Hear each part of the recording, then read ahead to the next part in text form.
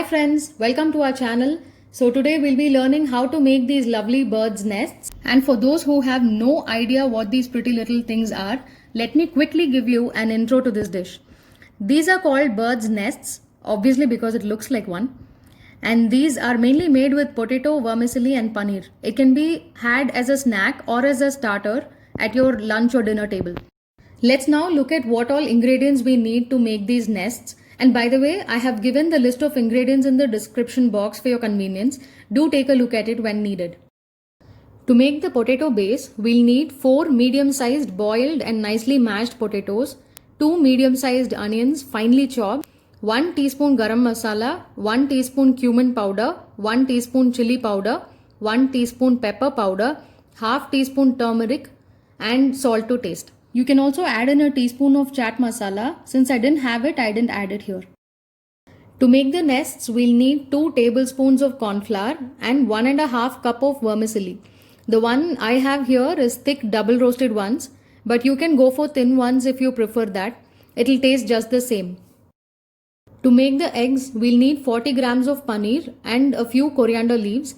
Make sure these leaves are not too small. The bigger the leaves are, the better it'll look on the nests. And just in case you don't have the coriander leaves, don't worry, you can use mint leaves instead. As I said, go for the bigger leaves. Now let's look at how to make the bird's nest. First thing you'll need to do is to add the finely chopped onions and all the spices to the potato and give it a nice mix. All these measurements that I have given for this recipe are standard measurements. Please feel free to alter it according to your taste. At my home, we like onions, so I'm adding 2 onions to this, but if you're not a big fan of it, you can reduce it to 1. But I'd suggest have at least a little bit of onions, do not omit it as it will enhance the taste. If you want, you can add in some grated carrots or any other vegetable that doesn't leave out water. I haven't tried it yet, but you can try it and let me know how it was in the comments. Now the potato masala is ready. The next step is to make medium-sized cups like this.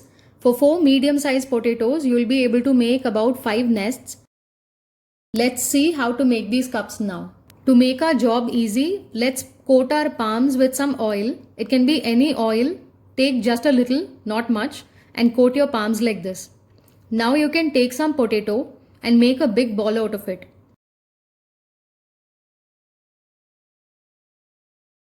Once you've made a nice big round ball, press the center with your thumb and slowly and very gently make it into a cup as shown here. While you are making the cups, you might see some cracks here and there, but don't freak out, keep going.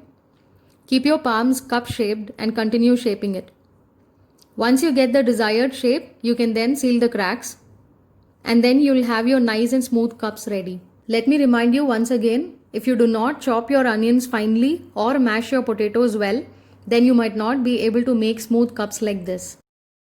Once you are done, gently turn it over and flatten the base using just one finger.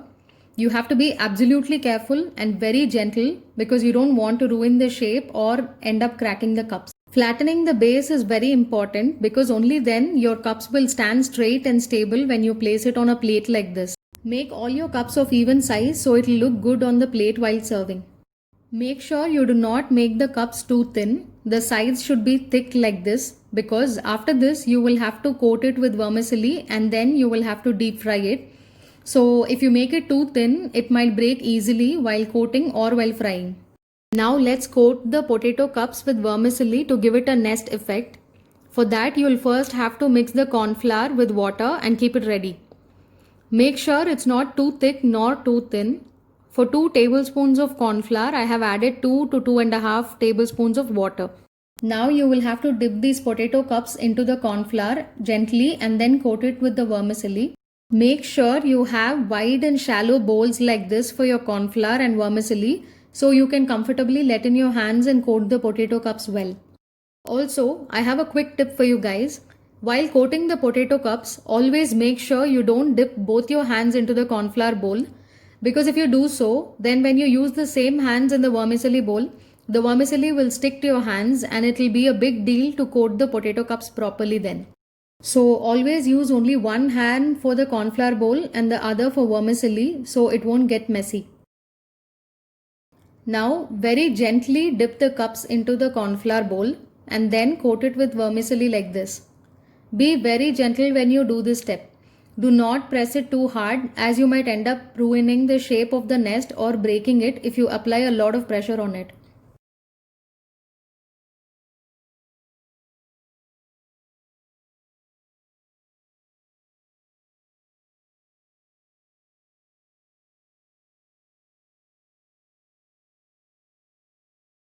I have all my nests ready here. Although it looks a little messy now, after you fry it, it will look very beautiful. Heat some oil in a pan to fry the nests, and if you're not sure whether the oil is hot enough, throw in some vermicelli into the oil, and if it gets fried like this immediately, then you are good to go. You can now fry the nests one at a time. Take a frying ladle like this and keep the nest on it, and then dip it in the oil for a few seconds and take it out. Repeat this step until the vermicelli is roasted enough. By frying it like this, we can make sure we don't leave the nest in the oil for long. Since the oil is too hot, leaving the nest in it even for a second longer can burn it. But if you don't have a frying ladle like this at home, it's okay. You can use any other normal ladle that you have.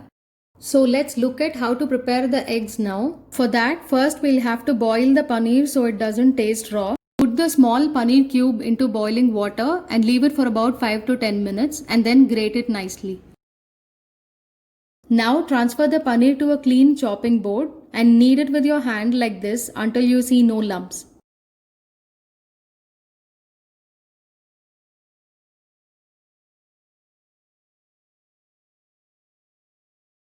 The paneer is ready now.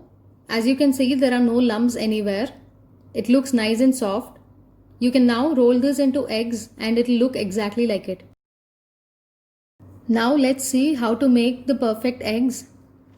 Take very little paneer and using your index finger, roll it into a nice and round ball. Once it is made into a ball, you can now roll it sideways and make it oval. Make sure you do not apply a lot of pressure on it. Now your beautiful tiny little eggs are ready. Similarly, make as many eggs as you want. The last time I shared this recipe with one of my friends, I remember her asking me if we can add in anything to the paneer to add some flavor to it since it is bland otherwise. If you guys were also thinking the same, then let me explain it to you. Since the real eggs are pure white in color, we want our paneer eggs also to look similar. If we add in any spice to it, it will not be white in color anymore. But if you insist, you may add some salt to it while kneading. So now we have the eggs and the nests ready. Let's see how to assemble it. At the center of the nest, place 1 or 2 coriander leaves. Or if you don't have coriander leaves, you can place mint leaves as I said earlier. And very gently place 2 or 3 eggs on top of it.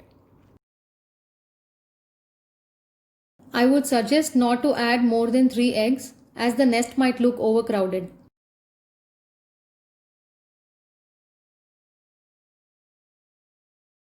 Finally, our bird's nest is ready. It looks stunning and tastes amazing. Do try it at home and I bet everyone in your family, especially your kids, will fall in love with it. This is a snack that I make at home time and again and everybody in my family loves it, especially my grandmom. Now that you know how to make it, do try it at home and impress your family members and don't forget to let us know how they liked it. And if you like this recipe, hit the like button and do share the video with your family and friends. And most importantly, don't forget to subscribe to our channel so you won't miss out on such amazing recipes.